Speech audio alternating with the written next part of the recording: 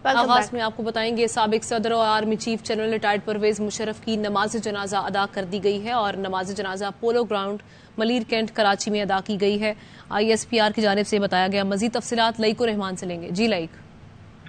पाकिस्तान के साबिक सदर जिन्होंने आर्मी चीफ और chairman joint chief of staff committee के अहदे पर रिफाय सर अंजाम दिए जनरल रिटायर्ड परवेज मुशर्रफ की नमाज जनाजा polo ground Malir cantt Karachi में अदा कर दी गई है। इस नमाज जनाजा में chairman joint chief of staff committee general Sahir Shamshad Mirza समेत हाजिर सर्विस और रिटायर्ड सीनियर फौजी अफसरान, मरहूम के अहले खाना और मुख्तलिफ शोबा जिंदगी से ताल्लुक रखने वाले अफराद ने भी शिरकत की।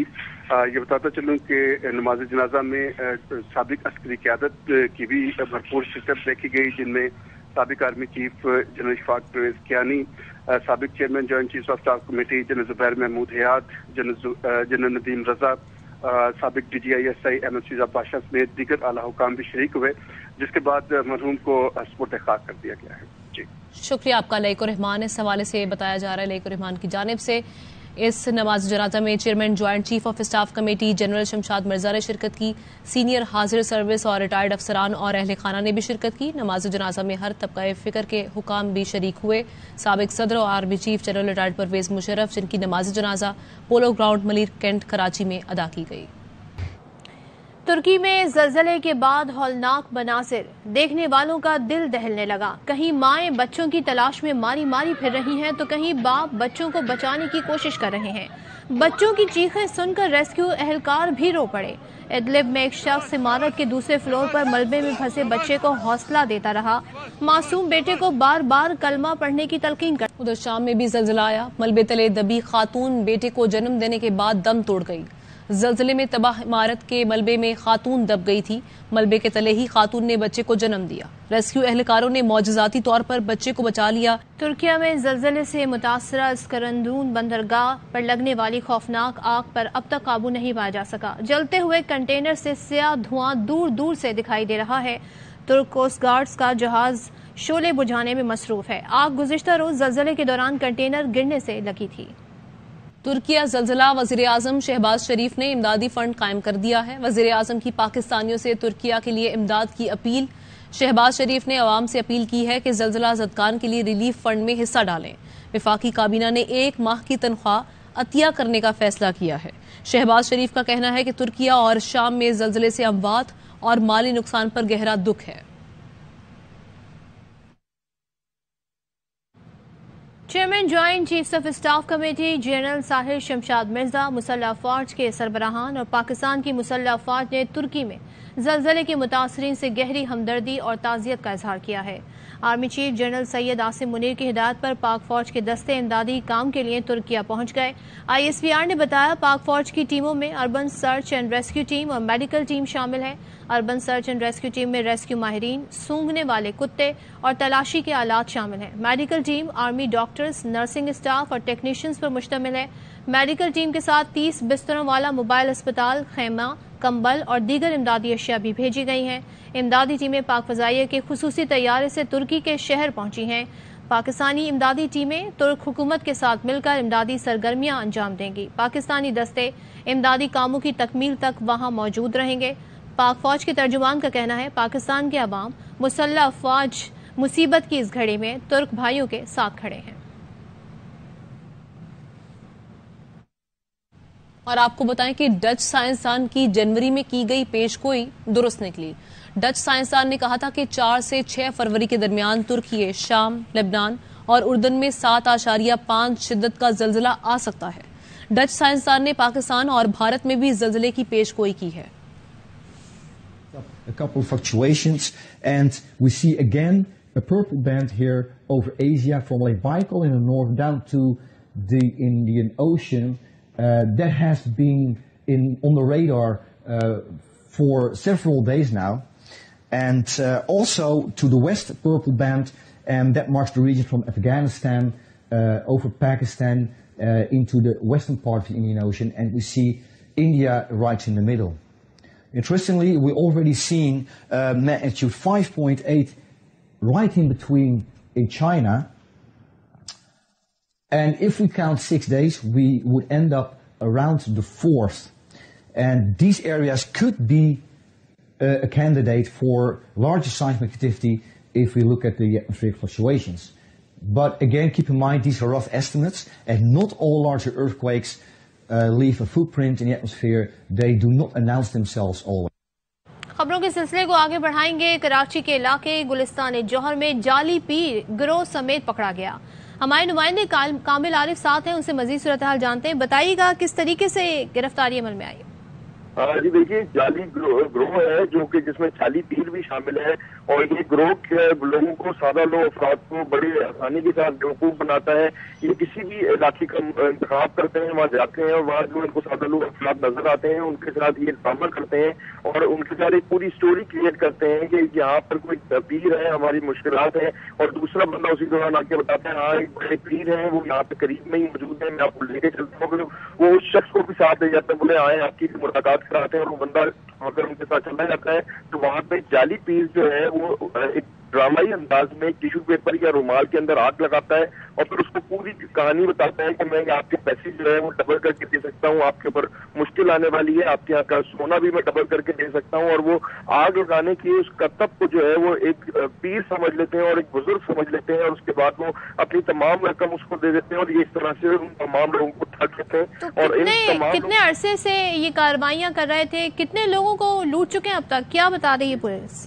जी देखिए, लातादार लोगों को लूट चुके हैं। कई लोग ऐसे हैं जिन्होंने इनकी शिकायत नहीं की और कुछ लोगों ने इनके खिलाफ शिकायतें की हैं, और ये पूरे सिंध और पूरे पाकिस्तान में ऑपरेट करते हैं। कभी ये सिंध चले जाते हैं, कभी ये कराची आ जाते हैं, कभी ये पंजाब चले जाते हैं। 50 अफराद पर मुश्तमिल ये ग्रोह है जो कि जाली पीर बन के लोगों को हेपेटाइज करता है और अपने जाल में फंसा के मुकम्मल तौर के ऊपर हेपेटाइज करने के बाद उनको जो है लूटने की वारदातें करते हैं। इस ग्रोह के मुख्तलिफ लोग मुख्तलिफ तरीकों से लोगों को लूटते हैं और एक बहुत बड़ा ग्रुप है जो मुसलसल लोगों को ठगने की वारदातें कर रहा था, और कराची समेत सिंध भर में ये लातादार वारदातें कर चुके हैं, और इनको कल स्पेशल इन्वेस्टिगेशन पुलिस ने गुलिस्तान जौहर के इलाके से गिरफ्तार किया। ठीक है, कामिल हमारे नुमाइंदे बता रहे हैं ग्रोह पकड़ा गया है, और पुलिस तफ्तीश के दौरान इन मुल्जिमान की जानिब से क्या कहा गया वो भी दिखाते हैं।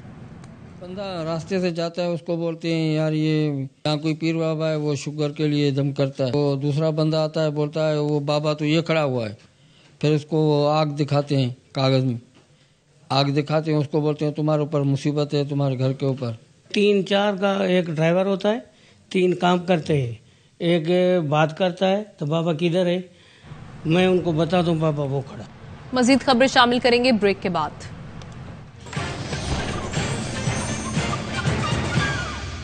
Welcome back.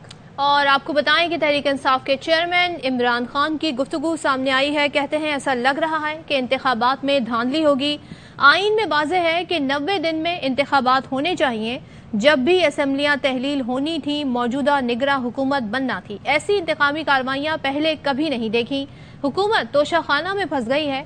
अदालत ने तोशाखाना की तफसील मांगी जो नहीं दी गई। मानता हूँ बाजवा की मुद्दत में तौसी बहुत बड़ी गलती थी। नवाज शरीफ मेरी नाअहली चाहता है। इमरान खान ने यह भी कहा कि जेल भरो तहरीक पुरअमन एहतजाज है।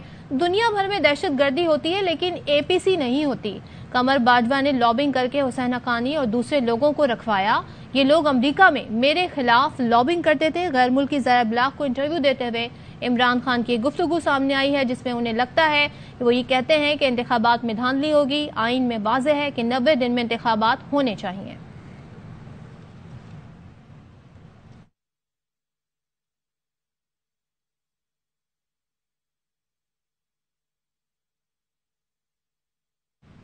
लीगी रहनुमा साद रफीक ने पंजाब और KP में इंतखाबात की मुखालिफत कर दी। वफाकी वजीर ने कहा कि पूरे मुल्क में इंतखाबात एक ही बार होने चाहिए। अवाम के पास रोटी के पैसे नहीं, इलेक्शन नहीं खेल सकते। इमरान खान ने असम्बलियां तोड़कर गैर आईनी काम किया, अब इलेक्शन का मुतालबा कर रहे हैं। पाकिस्तान बहरानों का मुतम्मिल नहीं हो सकता। इलेक्शन इकट्ठा होना चाहिए। पाकिस्तान के लोग, इनके पास इस वक्त रोटी खाने को नहीं है, वो इलेक्शन नहीं खेल सकते। इमरान खान की ये फितरत है, अगर उसकी आप एक बात मानेंगे वो दूसरा मुतालबा करेगा। इंतखाबात पे मान जाए, अगला डिमांड करेंगे इलेक्शन कमीशन बदले। इमरान खान तो असेंबली नहीं तोड़ सकता, वज़रा आला को दबाव में लाकर 2 असेंबलियां तोड़वा, वो उन्होंने आईनी काम किया कि असेंबली को उसकी मुद्दत से पहले बगैर वजह के फारिग कर दिया, फिर डिमांड करते हैं जी इलेक्शन कराएं। धमकियां दे रहे हैं 90 दिन में इंतखाबात नहीं कराएंगे। आर्टिकल 6 की जद में आकर अपने लिए मजीद मुसीबतें खड़ी ना करें। तहरीक इंसाफ के रहनुमा असद उमर की वार्निंग, कहते हैं आइन तोड़ने की बातें छोड़ें, इलेक्शन की तैयारी करें, मैदान में आएं। अगले हफ्ते पंजाब और केपी में इलेक्शन की तारीख आ जाएगी।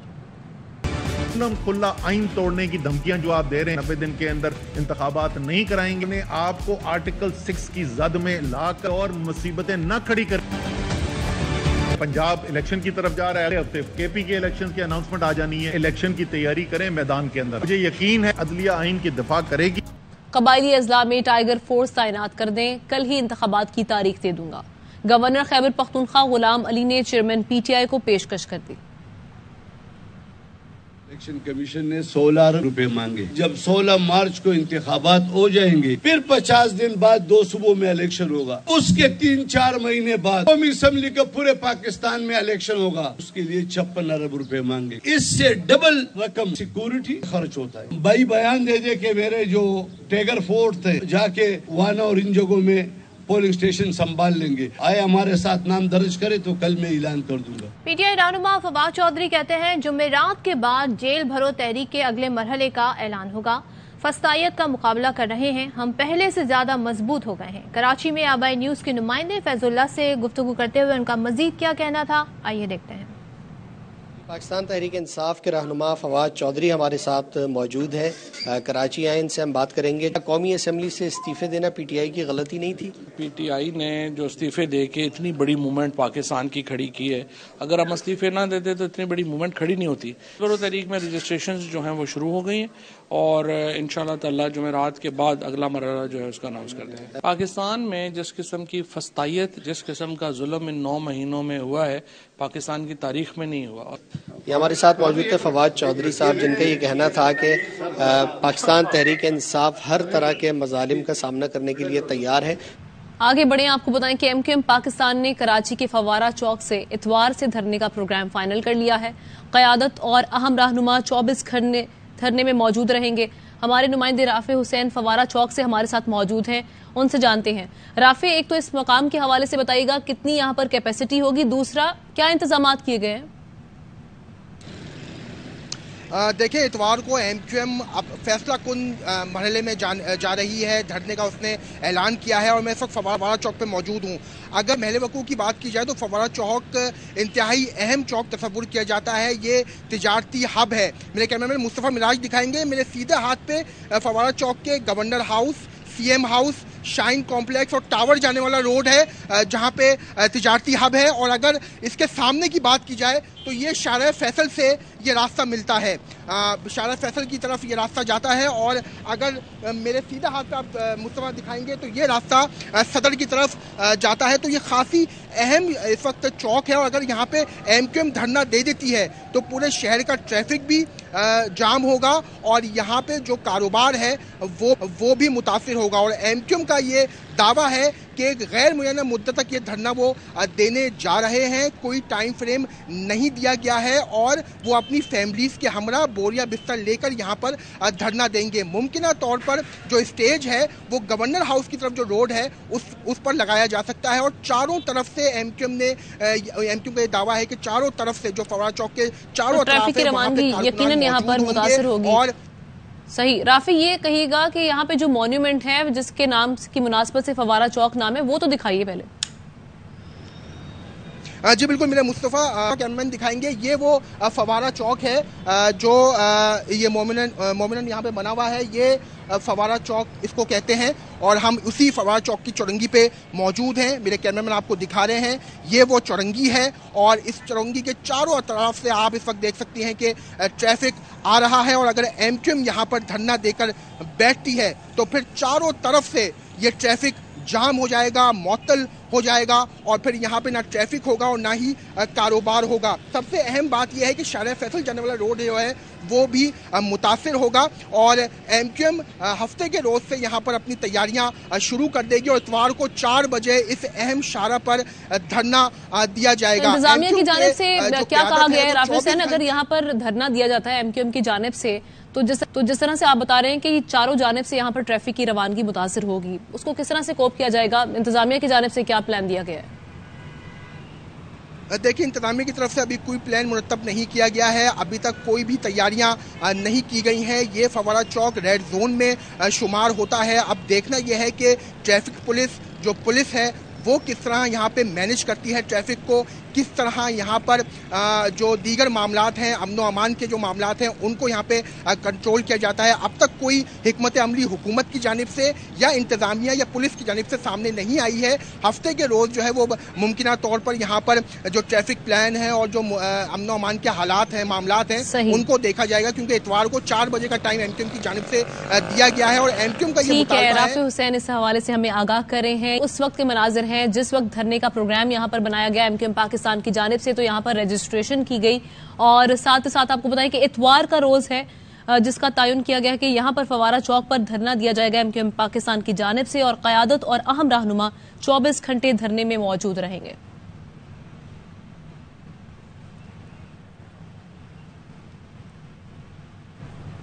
मजीद खबरें इस ब्रेक के बाद। Welcome back. Pakistan super league के 8वें सीजन की तैयारियां शुरू हो गई हैं। पेशावर ज़ल्मी के head coach Darren Sammy Karachi पहुंच गए। कराची किंग्स के खिलाड़ी कल से रिपोर्ट करेंगे। इस बार शायकीन को मायूस नहीं करेंगे। कराची किंग्स के कप्तान इमाद वसीम ने एक बार फिर ट्रॉफी उठाने का अज़्म जाहिर कर दिया। बोले, दूसरी बार चैंपियन बनना हदफ है, पहली बार होगा कोई मिनिस्टर प्रोफेशनल क्रिकेट खेले। शादाब खान ने कहा, इस बार दोस्तों के खिलाफ मार खानी है, ना आउट होना है, वरना पूरे साल मजाक उड़ाएंगे। हमारी टीम जीती भी, उसके बाद भी नेक्स्ट ईयर बहुत अच्छा परफॉर्म किया था। We have a very good overseas picks, combination looks really good. We won't let Karachi down. Minister साहब जो हैं अब वो क्रिकेट भी खेलेंगे, आई थिंक पहली बार हो रहा है। PSL हमेशा से हमारे दिल के बहुत करीब है। PSL का बॉलिंग स्टैंडर्ड है वो पूरी दुनिया में बहुत ज्यादा खुशी भी होती है जब आप किसी से बात करते हो और वो जब पाकिस्तान के बारे में ऐसी चीजें बात करता है। जब दोस्त हम अगेंस्ट खेलते हैं एक दूसरे के, तो कोशिश करते हैं ना मार खानी है ना उनसे आउट होना है। बाबर आजम लेग स्पिनर्स के खिलाफ कमजोर हैं, उन्हें स्वीप शॉट खेलना नहीं आता। मुल्तान सुल्तान्स के बॉलिंग कोच मुश्ताक अहमद की प्रोग्राम बाउंसर PSL स्पेशल में गुफ्तगू। कहा कि कितना ही बड़ा खिलाड़ी क्यों ना हो, प्रैक्टिस के बगैर गलती नहीं सुधारी जा सकती। स्पिनर्स को खेलने के लिए आपको स्पिनर्स को खेलना पड़ता है, स्वीप नहीं आती बाबर। जब आप किसी बॉलर को रीड नहीं ना कर सकते, आपके पास गेट ऑफ शॉट जो होती है ना वो स्वीप होती है। जितनी दफा वो लेग स्पिनर से गुगली से आउट हो गया है गुगली पे, तो जब आप प्रैक्टिस ही नहीं करेंगे तो फिर मुश्किल हो जाएगा, चाहे वो बाबर हो चाहे वो जितना मर्जी बड़ा प्लेयर। हम जब बॉलिंग करते थे, हमें विकेट नहीं मिली तो कप्तान हटा देता था। इसलिए मैं कहता हूँ ना, you need a great captain, skilful captain. हमारा ये बहुत बड़ा अलमिया है कि जिसके ऊपर रिलाई करते हैं उन्हें न थका देने हैं कि शहीन खेली जा रहा है सारे मैच भी, उसने थकना है, वो इंसान है, वो मशीन थोड़ी है। जब आप हार का डर निकाल दोगे ना, आपकी टीम भी तगड़ी हो जाती है। Yasir still can play for Pakistan, किसी को भी डिस्कार्ड नहीं करना चाहिए, यानी कि उसके साथ इनजस्टिस हो रहा है। आई थिंक अगर उसने इतने पाकिस्तान से 250 विकेटें ली, उसके ऊपर अगर फेलियर आता है तो फिर आपको संभालना भी पड़ता है। कामरान अकमल ने तमाम तर्ज की क्रिकेट को खैर बात कह दिया। विकेट कीपर बल्लेबाज एक हफ्ते के लिए पेशावर ज़ल्मी के बैटिंग कंसल्टेंट मुकर्रर। कराची में मीडिया से गुफ्तगू में कहा, नई जिम्मेदारियों के सबब क्रिकेट जारी नहीं रख सकूंगा। डोमेस्टिक ना खेल रहे हो तो फिर आप पाकिस्तान की लीग क्रिकेट भी ना खेले तो ज़्यादा बेहतर। सब ने छोड़नी होती है क्रिकेट, मेरे ख्याल से टाइमली छूट गया तो फिर भी स्टिल मैं पार्ट हूँ ज़ल्मी का, तो एक अच्छा है ज़ल्मी के लिए खेलने हैं। जो परफॉर्मेंस दी है वो अब नए लड़कों के साथ शेयर करेंगे, अपना एक्सपीरियंस शेयर करेंगे। तो नए रोल पहला दिन है तो ज़रा डिफरेंट लग रहा है, लेकिन यह है कि इससे भी अब यूज़ टू होना पड़ेगा। कभी उम्र और अदनान की नहीं कभी। न्यूज़ बुलेटिन से फिलहाल इतना। किसी भी खबर की तफसील जानने के लिए विजिट कीजिए ARYnews.tv।